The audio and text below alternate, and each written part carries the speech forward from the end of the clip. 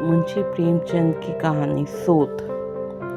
जब रज्जा के 2-3 बच्चे होकर मर गए, उम्र ढल चली, तो रामू का प्रेम उससे कुछ कम होने लगा और दूसरे ब्याह की धुन सवार हुई। आए दिन रज्जा से बकझक होने लगी। रामू एक न एक बहाना खोजकर रज्जा पर बिगड़ता और उसे मारता, और अंत को वह नई स्त्री ले ही आया। इसका नाम था दासी। चंपई रंग था, बड़ी बड़ी आंखें, जवानी की उम्र। पीली कुशांगी रजिया भला इस नवयौवना के सामने क्या जचती। फिर भी वह जाते हुए स्वामित्व को जितने दिन हो सके अपने अधिकार में रखना चाहती थी। तिगड़ते हुए छप्पड़ को दुनिया से संभालने की चेष्टा कर रही थी। इस घर को उसने मर मर कर बनाया है, उसे सहज में ही मैंने नहीं छोड़ सकती। वह इतनी बेसमझ नहीं है कि घर छोड़कर चली जाए और दासी राज करे। एक दिन रज्जा ने रामू से कहा, मेरे पास साड़ी नहीं है, जाकर ला दो। रामू उसके लिए एक दिन पहले दासी के लिए सुंदर अच्छी सी चुनरी लाया था। रज्जा की मांग सुनकर बोला, मेरे पास अभी रुपया नहीं था। रजिया को साड़ी की उतनी चाह ना थी जितनी रामू और दसिया के आनंद में विघ्न डालने की। बोली, रुपया नहीं थे तो कल अपनी चहेती के लिए चुंदरी क्यों लाए? चुंदरी के बदले उसी दाम में 2 साड़ियाँ लाते तो एक मेरे काम ना आ जाती। रामू ने स्वेच्छा भाव से कहा, मेरी इच्छा, जो चाहूँगा करूँगा। तू बोलने वाली कौन है? अभी उसके खाने खेलने के दिन हैं। तू चाहती है उसे अभी से नॉन तेल की चिंता में डाल दूँ? यह मुझसे ना होगा। तुझे ओढ़ने पहनने की साध है तो काम कर। भगवान ने क्या हाथ पैर नहीं दिए? पहले तो घड़ी रात उठकर काम धंधे में लग जाती थी, अब उसकी ढाह में पहर दिन तक पड़ी रहती है। तो रुपए क्या आकाश से गिरेंगे? मैं तेरे लिए अपनी जान थोड़ा ही दे दूंगा। रज्जा ने कहा, तो क्या मैं उसकी लोंडी हूँ कि वह रानी की तरह पड़ी रही और मैं घर का सारा काम करती रहूं? इतने दिनों छाती फाड़ कर काम किया, उसका यह फल मिला, तो अब मेरी भला काम करने आती है। मैं जैसे रहूँगा वैसे ही तुझे रहना पड़ेगा। मेरी इच्छा होगी रहूँगी, नहीं अलग हो जाऊँगी। तो तेरी इच्छा होकर मेरा गला छोड़। अच्छी बात है, आज से तेरा गला छोड़ती हूँ, समझ लूँगी विधवा हो गई। रामू दिल में इतना तो समझता था कि यह गृहस्थी रज्जा की जोड़ी हुई है, चाहे उसके रूप में उसके लोचन विलास के लिए आकर्षण ना हो। संभव था कुछ देर के बाद वह जाकर रज्जा को मना लेता है, पर दासी भी कूटनीति से में कुशल थी। उसने गरम लोहे पर छोटे मारनी शुरू की। बोली, आज देवी की किस बात पर बिगड़ रही थी? रामू ने उदास मन से कहा, तेरी चुंदरी के पीछे रज्जा महाभारत मचाए हुए है। अब कहती है अलग रहूंगी। मैंने कह दिया, तेरी जरे इच्छा होकर। दसिया ने आंखें मटका कर कहा, यह सब नखरे हैं कि आकर हाथ पांव जोड़े मनावन करे और कुछ नहीं। तुम चुपचाप बैठे रहो, 2-4 दिन में आप ही गर्मी उतर जाएगी। तुम कुछ बोलना नहीं, उसका मिजाज और आसमान पर चढ़ जाएगा। रामू ने गंभीर भाव से कहा, दासी, तुम जानती हो वह कितनी घमंडन है। वह मुंह से तो जो बात कहती है वो उसे करके ही छोड़ती है। रज्जा को रामू से ऐसी घृणा की आशा ना थी। वह जब पहले की सी सुंदर नहीं, इसलिए रामू को अब उससे प्रेम नहीं है। पुरुष चरित्र में यह कोई असाधारण बात ना थी, लेकिन रामू उससे अलग रहेगा इसका उसे विश्वास ना आता था। यह घर उसी ने पैसा जोड़कर बनवाया, गृहस्थी भी उसी की जोड़ी हुई है, अनाज का लेन देन उसी ने शुरू किया। इस घर में आकर उसने कौन कौन से कष्ट नहीं झेले, इसीलिए तो कि पोरुख थक जाने पर एक टुकड़ा चैन से खाएगी और पड़ी रहेगी। और आज वह इतनी निर्दयता से दूध की मक्खी की तरह निकाल कर फेंक दी गई। रामू ने इतना भी नहीं कहा कि तू अलग नहीं रहने पाएगी। मैं या खुद मर जाऊंगा या तुझे मार डालूंगा, पर तुझे अलग ना होने दूंगा। तुझसे मेरा विवाह हुआ है, हल्दी ठट्ठा नहीं है। तो जब रामू को उसकी परवाह नहीं है तो रामू को की क्यों परवाह करे? क्या सभी स्त्रियों के पुरुष बैठे होते हैं? सभी के माँ बाप बेटे पोते होते हैं। आज उसके लड़के जीते होते तो तो मजाल थी कि वह नई स्त्री लाते और मेरी यह दुर्गति करते। इस निर्दयी को मेरे ऊपर इतनी भी दया न आई। नारी हृदय की सारी परवशता का इस अत्याचार से विद्रोह करने लगी। वह आग जो मोटी लकड़ी को स्पर्श भी ना कर सकती, फूस को जलाकर भस्म कर देती है। दूसरे दिन लज्जा एक गांव में चली गई। उसने अपने साथ कुछ ना लिया। जो साड़ी उसकी देह पर थी वही उसकी सारी संपत्ति थी। विधाता ने उसके बालकों को पहले ही छीन लिया था, आज घर भी छीन लिया। रामू उस समय दासी के साथ बैठा हुआ आमोद विनोद कर रहा था। रजिया को जाते देखकर शायद वह समझ ना सका कि वह चली जा रही है। रजिया ने यही समझा।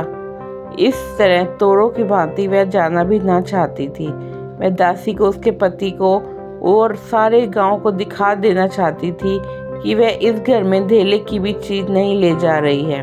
गांव वालों की दृष्टि में रामू का अपमान करना ही उसका लक्ष्य था। उसके चुपचाप चले जाने से तो कुछ भी ना होगा। रामू उल्टा सबसे कहेगा। रजिया घर की सारी संपत्ति उठा ले गई। उसने रामू को पुकार कर कहा, संभालो अपना घर, मैं जाती हूँ। तुम्हारे घर की कोई भी चीज अपने साथ नहीं ले जाती। रामू एक क्षण के लिए कर्तव्य भ्रष्ट हो गया। क्या कहे, उसकी समझने में नहीं आया। उसने आशा ना की कि वह यूं जाएगी। उसने सोचा जब वह घर ढोकर ले जाना लगेगी तब वह गांव वालों को दिखाकर उसकी सहानुभूति प्राप्त करेगा। अब क्या करे? दसिया बोली, जाकर गांव में ढिंढोरा पीट आओ। वह किसी का डर नहीं है। तू अपने घर से ले ही क्या आई थी जो कुछ लेकर जाओगी? रजिया ने उसके मुंह में ना लगकर रामू ही से कहा, सुनते हो अपनी चहेती की बात? फिर भी मुंह ना खुलता। मैं तो जाती हूँ, लेकिन दसो रानी, तुम भी बहुत दिन राज ना करोगी। ईश्वर के दरबार में अन्याय नहीं फलता। वह बड़े बड़े घमंडियों का घमंड चूर कर देता है। दसिया ठट्ठा मारकर हंसी, पर रामू ने सिर झुका लिया। रजिया चली गई। रजिया जिस नए गांव में आई थी वह रामू के गांव से मिला ही हुआ था, अतएव यहाँ के लोग उससे परिचित हैं। वह कैसी कुशल गृहिणी है, कैसी मेहनती, कैसी बात की सच्ची, यह यहाँ किसी से छिपा ना था। रजिया को मंजूरी मिलने में कोई बाधा ना हुई। जो एक लेकर दो का काम करे, उसे काम की क्या कमी। 3 साल एक रजिया ने कैसे काटे, कैसे एक नई गृहस्थी बनाई, कैसे खेती शुरू की, इसका बयान करने बैठे तो पोथी हो जाए। संचय के जितने मंत्र हैं, जितने साधन हैं, वे रजिया को खूब मालूम थे। फिर वह अब उसे लाग हो गई थी, और लाग में आदमी की शक्ति का वारा पार नहीं रहता। गांव वाले उसका परिश्रम देखकर दांतों उंगलियां दबाते थे। वह रामू को दिखा देना चाहती थी है मैं तुमसे अलग होकर भी आराम से रह सकती हूँ। वह अपराधीन नारी नहीं है, अपनी कमाई खाती है। रजिया के पास बैलों की एक अच्छी जोड़ी है। रजिया उन्हें केवल खली भूसी देकर नहीं रह जाती, रोज 2-2 रोटियां भी खिलाती है। फिर उन्हें घंटों सहलाती है। कभी कभी उनके कंधों पर सर रखकर रोती है और कहती है, अब बेटे हो तो पति हो तो तुम ही हो, मेरी जाल अब तुम्हारे ही साथ है। दोनों बैल शायद रजिया की भाषा और भाव समझते हैं।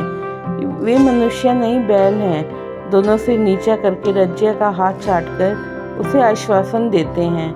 वे उसे देखते ही कितने प्रेम से उसकी ओर ताकने लगते हैं, कितने हर्ष से कंधा जुआ रखते हैं, और कैसा जी तोड़ काम करते हैं, यह वे लोग समझ सकते हैं जिन्होंने बैलों की सेवा की है और उन्हें हृदय को अपनाया है। रजिया इस गांव की चौधराइन है। उसकी बुद्धि जो पहले नित्य आधार खोजती रहती थी और स्वच्छंद रूप से अपना विकास ना कर सकती थी, अब छाया से निकलकर प्रौढ़ और उन्नत हो गई है। एक दिन रजिया घर लौटी तो एक आदमी ने कहा, तुमने नहीं सुना चौधराइन, रामू तो बहुत बीमार है, सुना है 10 लंघन हो गए हैं। रजिया ने उदासीनता से कहा, झूड़ी है क्या? झूड़ी नहीं, कोई दूसरा रोग है, बाहर खाट पर पड़ा था। मैंने पूछा, कैसा जी है रामू? तो रोने लगा, बुरा हाल है, घर में 1 पैसा भी नहीं है कि दवा दारू करे। दसिया के एक लड़का हुआ है। मैं तो पहले भी काम धंधा ना करती थी, अब तो लड़कोड़ी है। कैसे काम करने आए। सारी मार रामू के सर जाती है। फिर गहने चाहिए, नई दुल्हनियाँ, यूँ कैसे रहे। रजिया ने घर में जाते हुए कहा, जो जैसा करेगा आप भोगेगा। लेकिन अंदर उसका जी ना लगा। वह एक क्षण में बाहर आई। शायद उस आदमी से कुछ पूछना चाहती थी और इस अंदाज से पूछना चाहती थी मानो उसे कुछ परवाह नहीं है। पर वह आदमी चला गया था। रजिया ने कहा, पूरा पश्चिम जाकर देखा, वह कहीं ना मिला। तब रजिया द्वार के चौखट पर बैठ गई। इसे वे शब्द याद आए जो उसने 3 साल पहले रामू के घर से चलते समय कहे थे। उस वक्त जलन में उसने वह शाप दिया था। अब वह जलन ना थी। समय ने उसे बहुत शांत कर दिया था। रामू और दासी की हीन अवस्था अब ईर्ष्या के योग्य नहीं, दया के योग्य थी। उसने सोचा, रामू को 10 लखन हो गए हैं तो वैसे उसकी दशा अच्छी ना होगी। कुछ ऐसा मोटा ताजा तो पहले भी ना था। 10 लखन ने तो उसे बिल्कुल ही गुला डाला होगा। फिर इधर खेती बाड़ी में टोटा ही रहा, खाने पीने को भी ठीक ठाक ना मिला होगा। पड़ोसी की एक स्त्री ने आग लेने के बहाने आकर पूछा, सुना रामू बहुत बीमार है, जो जैसी करेगा वैसी पाएगा। तुम्हें इतनी बेदर्दी से निकाला कि कोई अपना बैरी को भी ना निकालेगा। रजिया ने टोका, नहीं दीदी, ऐसी बात ना थी। वे तो बेचारे कुछ बोले ही नहीं। मैं चली तो सर झुका लिया। दसिया के कहने में आकर वह चाहे जो कुछ कर बैठे हों, यूँ मुझे कभी कुछ नहीं कहा। किसी की बुराई क्यों करूं? फिर कौन मर्द ऐसा है जो औरतों के बस नहीं हो जाता। दसिया के कारण उनकी यह दशा हुई है। पड़ोसन ने आग न मांग मुँह फेर कर चली गई। रजिया ने कलसा और रस्सी उठाई और कुएं पर पानी खींचने गई। बैलों को सानी पानी देने की बेला आ गई थी, पर उसकी आंखें उस रास्ते की ओर लगी हुई थी जो मलसी की ओर जाता था। कोई उसे बुलाने अवश्य आ रहा होगा। नहीं, बिना बुलाए वह कैसे जा सकती है? लोग कहेंगे, आखिर दौड़ी आई ना। मगर रामू तो अचेत पड़ा होगा। 10 लखन थोड़े नहीं होते। उसकी देह में था ही क्या? फिर उसे कौन बुलाएगा? दसिया को क्या गरज पड़ी है, कोई दूसरा घर कर लेगी। जवान है, 100 घाक निकल आवेंगे। अच्छा, वह आ तो रहा है। हाँ, आ रहा है। कुछ घबराया सा जान पड़ता है। कौन आदमी है? इसे तो कभी मलसी में नहीं देखा। मगर उस वक्त से मलसी कभी गई भी तो नहीं। 2-4 नए आदमी आकर बसे होंगे। बटोही चुपचाप कुएं के पास से निकला। रजिया ने कलसा जगत पर रख दिया और उसके पास जाकर बोली, रामू महतो ने भेजा है तुम्हें? अच्छा तो चलो घर, मैं तुम्हारे साथ चलती हूँ। नहीं, अभी मुझे कुछ देर है। बैलों को सानी पानी देना है, दिया बत्ती करनी है। तुम्हें रुपया दे दूं? जाकर दसिया को दे देना। कह देना कोई काम हो तो बुलवा भेजे। बटोही रामू को क्या जाने, किसी दूसरे गांव का रहने वाला था। पहले तो चकराया, फिर समझ गया। चुपके से रजिया के साथ चला गया और रुपया लेकर लंबा हुआ। चलते चलते रजिया ने पूछा, अब क्या हाल है उसका? बटोही ने अटकल से कहा, अब तो कुछ संभल रहे हैं। दसिया बहुत रो तो नहीं रही है। रोती तो नहीं थी, वह क्यों रोएगी? मालूम होगा पीछे।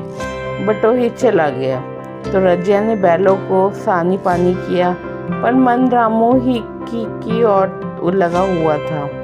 स्नेह स्मृतियाँ छोटी छोटी तारिकाओं की भांति मन में उदित होती जाती थी। एक बार जब वह बीमार पड़ी थी, वह बात याद आई। 10 साल हो गए। वह कैसे दिन रात उसके सिराने बैठा था, खाना पीना तक भूल गया था। उसके मन में आया, क्यों ना चलकर देखे ही आवे। कोई क्या कहेगा? किसका मुंह है जो कुछ कहे। चोरी करने नहीं जा रही हूँ, उस आदमी के पास जा रही हूँ जिसके पास 15-20 साल ही हूँ। दसिया नाक सिकोड़ेगी, मुझे इससे क्या मतलब। रजिया ने किवाड़ बंद किए, घर मजबूर को सहेजा और रामी को देखने चली, कांपती झिझकती, क्षमा का दान लिए हुए। रामू को थोड़े ही दिनों में मालूम हो गया था कि उसके घर की आत्मा निकल गई और वह चाहे कितना जोर करे, कितना ही सर खपाए, उसमें सफुर्ती नहीं आती। दासी सुंदरी थी, शौकीन थी और फूहड़ थी। जब पहले नशा उतरा तो ठाई ठाई शुरू हुई। खेती की उपज कम होने लगी। और जो होती भी थी वह उटपटांग खर्च होती थी। ऋण लेना पड़ता था। इसी चिंता और शोक में उसका स्वास्थ्य बिगड़ने लगा। शुरू में कुछ परवाह ना की, परवाह करके ही क्या करता। घर में पैसे ना थे। अताइयों की चिकित्सा ने बीमारी की जड़ और मजबूत कर दी और आज 10-12 दिन से उसका दाना पानी छूट गया था। मौत के इंतजार में खाट पर पड़ा करहा रहा था और अब वह दशा हो गई थी जब हम निश्चिंत भविष्य से निश्चिंत होकर अतीत में विश्राम करते हैं, जैसे कोई गाड़ी आगे का रास्ता बंद पाकर पीछे लौटे। रजिया को याद करके वह बार बार रोता और दासी को कोसता, तेरी ही कारण मैंने उसे घर से निकाला। वह क्या गई, लक्ष्मी चली गई। मैं जानता हूँ अब भी बुलाऊं तो दौड़ी आएगी, लेकिन बुलाऊं किस मुंह से। एक बार वह आ जाती और उससे अपने अपराध क्षमा करा लेती और मैं खुशी से मरता। और लालसा नहीं है सासा? रजिया ने आकर उसके माथे पर हाथ रखते हुए पूछा, कैसा जी है तुम्हारा? मुझे तो आज हाल मिला।